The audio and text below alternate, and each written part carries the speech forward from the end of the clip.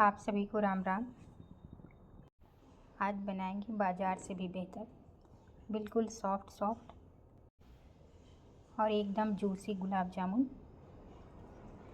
जिसे बनाने के बाद आपको घंटों इंतज़ार नहीं करना पड़ेगा खाने के लिए। मात्र 15 से 20 मिनट में ही एकदम बढ़िया से खाने लायक तैयार हो जाती हैं और अंदर तक चाशनी को भी सोख लेती हैं।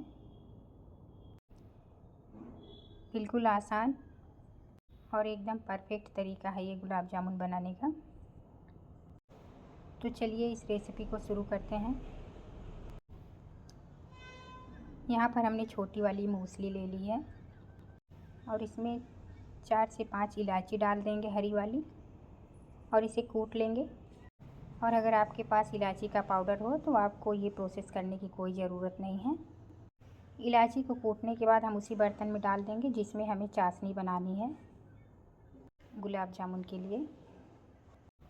मैंने यहाँ पर एक बड़ा सा पतीला ले लिया है और इसमें एक बड़ा कटोरा भर करके चीनी डाल दी है। जिस बर्तन से चीनी डाली है उसी से पानी भी डालेंगे, चीनी के बराबर ही पानी डालेंगे। मैंने बड़ा पतीला यूज़ किया है क्योंकि मुझे थोड़ा ज़्यादा क्वांटिटी में बनाना है। पतीले को गैस पर चढ़ाएंगे। शुरू में गैस की आंच को थोड़ा सा कम रखेंगे और चीनी को चलाते हुए घुलने देंगे। मुझे थोड़ा सा चाशनी कम लग रही है तो मैंने यहाँ पर 1 कटोरी चीनी और डाल दी है और अब इसी कटोरी से 1 कटोरी पानी भी डाल देंगे। चाशनी बनाने के लिए जिस भी बर्तन से चीनी मापेंगे उसी से ही पानी भी माप करके डाल देंगे। चीनी घुलने देंगे बढ़िया से। जब चीनी में अच्छा सा उबाल आने लगेगा तो अगर आपको आपकी चाशनी गंदी लग रही हो तो इसमें थोड़ा सा नींबू का रस या फिर 2-3 चम्मच दूध डाल देंगे तो चीनी की गंदगी जो है ऊपर आ जाएगी और फिर उसे आप कलछी या फिर चम्मच से हटा दें। मैंने नहीं डाला है क्योंकि चाशनी हमारी एकदम साफ़ है तो मुझे इसकी ज़रूरत नहीं है। चीनी एकदम साफ़ थी तो चाशनी भी एकदम साफ़ ही बनी है। जब चीनी बढ़िया से घुल जाएगी तो इसे तेज़ आंच पर हमें 1 से 1.5 मिनट तक उबाल लेना है और फिर गैस को बंद कर देना है। इतने में चाशनी हमारी बन करके तैयार हो जाती है। इसे हटा देंगे। गुलाब जामुन के लिए तार वार की चाशनी की ज़रूरत नहीं पड़ती है, इसके लिए पतली ही चाशनी बनाई जाती है। और ये हमने पनीर ले लिया है, 250 ग्राम जितनी पनीर है। इसके लिए हम जो भी पनीर लेंगे उसमें पानी नहीं होना चाहिए और अगर पानी है तो इसे किसी कॉटन के कपड़े पर रख करके इस तरह से दबा कर इसका पानी जो है निकाल देंगे। पनीर को कपड़े पर रख कर दबाएंगे तो कपड़ा जो है इसका एक्स्ट्रा पानी सोख लेगा और पनीर हमारी सूख जाएगी। तो अच्छी तरह से दबा करके पानी को निकाल देंगे। और ये हमने 1.25 किलो खोया लिया है, सॉफ्ट वाला। इसी से गुलाब जामुन तैयार करेंगे हम। खोए को एक बार हम अच्छे से मसल लेंगे।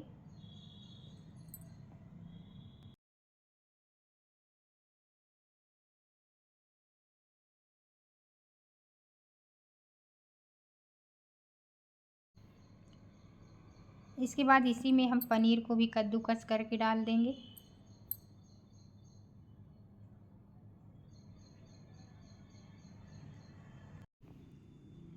जिस थाली में हमने खोया और पनीर लिया है वो छोटी लग रही है तो हम इसे एक अलग बर्तन में, बड़े बर्तन में ट्रांसफ़र कर लेंगे ताकि सारी चीज़ों को मिलाने में आसानी हो। थाली छोटी है तो हम इसे एक बड़े से परात में निकाल ले रहे हैं। और अभी हम इसमें डालेंगे मैदा। तो ये 1 कप मैदा है, जो मेजरिंग कप आता है उसी से माप करके 1 कप है। 1 चम्मच इसमें बेकिंग पाउडर डालेंगे। अब हमें इन सारी चीज़ों को हाथ से अच्छे से मिक्स करना है। अच्छी तरीके से इन्हें मसल करके हमें एक चिकना सा डो तैयार करना है। इसमें थोड़ा सा टाइम लगेगा। इसे मिक्स करने के लिए बड़ा ही बर्तन लेंगे ताकि सारी चीज़ों को मसलने में आसानी हो। जब ये सारी चीज़ें आपस में अच्छे से मिक्स हो जाएंगी तभी हमारे गुलाब जामुन एकदम बढ़िया से और सॉफ्ट बन कर के तैयार होते हैं। अगर ये अच्छे से नहीं मिक्स रहेगा तो गुलाब जामुन हमारे क्रैक भी हो सकते हैं फ्राई करते समय, वो चिकने बन कर के तैयार नहीं होंगे। तो इसीलिए इसे हमें तसल्ली से एकदम अच्छे से मिक्स करना है। हथेली के पीछे वाले भाग से हम इसे अच्छे से रगड़ रगड़ कर चिकना कर लेंगे। इस प्रोसेस को करने में कम से कम 10 से 12 मिनट लग सकते हैं।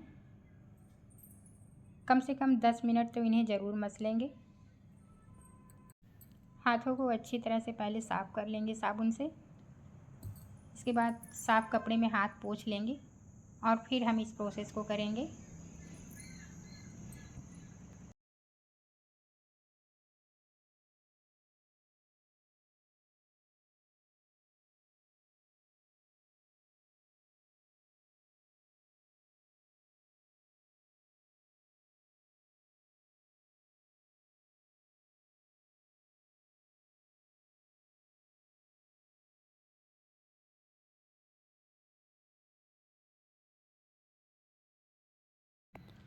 ये देखिए हमने इसे अच्छे से मसल लिया है और अब इसे हम इसमें से थोड़ा सा भाग तोड़ेंगे और इस तरह से इसे रोल कर लेंगे। इसके बाद इनकी छोटी छोटी लोई तैयार करेंगे। गुलाब जामुन आपको जिस साइज़ में रखना हो लोई उसी हिसाब से बना लेंगे। मुझे मीडियम साइज़ के गुलाब जामुन तैयार करने हैं, इसीलिए मैं इतनी छोटी छोटी लोई तोड़ ले रही हूँ।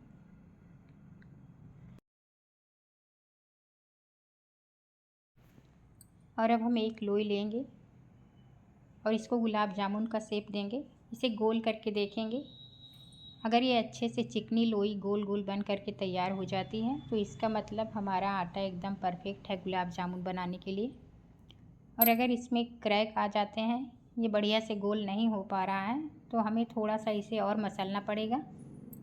इसके बाद हम इसकी लोई तैयार करेंगे।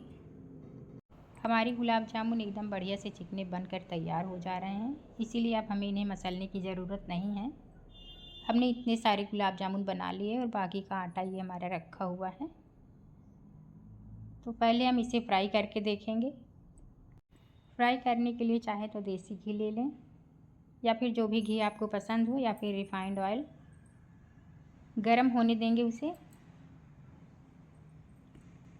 और चेक करने के लिए इसमें थोड़ा सा आटा तोड़ करके डालेंगे, जिससे हमें गुलाब जामुन तैयार करना है।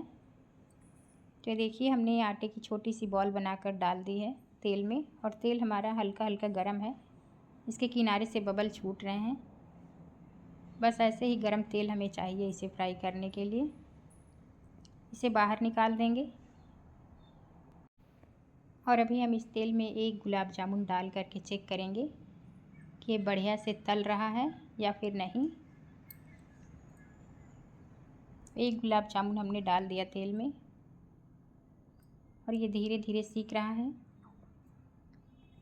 इसे ऐसे ही सीखने देंगे।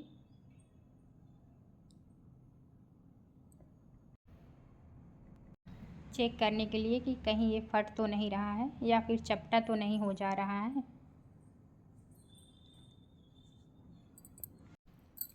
आँच को धीमा रखेंगे और धीमे धीमे ही इसे सीखने देंगे। सीखते सीखते ये तेल में ऊपर आ गया है। इसे हम कलछी में उठाकर देख रहे हैं, ये एकदम परफेक्ट है। इसमें ज़रा सा भी क्रैक नहीं हुआ है, ये इसमें दरारें नहीं पड़ी हैं और ये एकदम चिकना ही है। इसका मतलब डो हमारा एकदम परफेक्ट है गुलाब जामुन बनाने के लिए। ये देखिए ये एकदम परफेक्ट है। गोल गोल गुलाब जामुन हमारे सीख रहे हैं। तो अभी हमने जितने बॉल्स तैयार किए हैं उन्हें हम फ्राई होने के लिए इसमें एक एक करके डाल देंगे।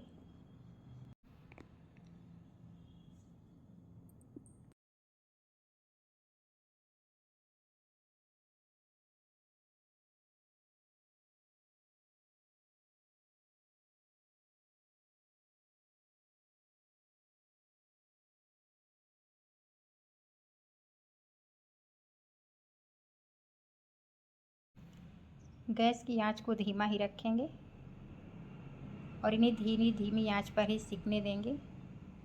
गुलाब जामुन डालने के बाद इसमें कलछी या फिर चम्मच नहीं लगाएंगे। अगर ज़रूरत पड़ेगी तो कढ़ाई को ही सावधानी पूर्वक पकड़ करके थोड़ा सा हिला देंगे। और जो हमने पहला गुलाब जामुन डाला था ट्राई करने के लिए, देखिए कितने बढ़िया से सीख गया है और एकदम परफेक्ट बन करके तैयार हुआ है। इसे हम निकाल लेंगे और चाशनी में डाल देंगे। और बाकी के जो हमने कढ़ाई में डाले हैं इन्हें ऐसे ही धीमी आंच पर सिकने देंगे। बीच बीच में कढ़ाई को ही थोड़ा सा पकड़ करके सावधानी पूर्वक हिलाते रहेंगे ताकि तेल इनके ऊपर भी आता रहे और ये सिकते रहें अच्छे से। थोड़ी देर बाद जब सारे गुलाब जामुन तेल में ऊपर आकर तैरने लगेंगे, उस टाइम पर हम किसी चम्मच की सहायता से इन्हें एक एक करके पलटते जाएंगे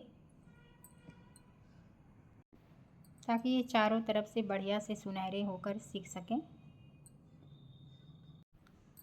आँच को बीच बीच में मीडियम भी कर सकते हैं ज़रूरत के हिसाब से, नहीं तो इन्हें हमें पूरी तरह से धीमी आंच पर ही बढ़िया से सुनहरा होने तक सेकना है। ये देखिए थोड़ी देर बाद ये अच्छे से सिक गए हैं, इसमें बढ़िया सा गोल्डन कलर आ गया है। आप चाहें तो इसी टाइम इन्हें निकाल सकते हैं या फिर थोड़ा सा और डार्क कर सकते हैं। हमें इतना ही डार्क कलर चाहिए इनका, इसीलिए अब हम इन्हें निकालेंगे और चाशनी में डालते जाएंगे। जिस समय हम गुलाब जामुन को चाशनी में डालेंगे, चाशनी बहुत ज़्यादा गर्म नहीं होनी चाहिए, हल्की हल्की ही गर्म होनी चाहिए।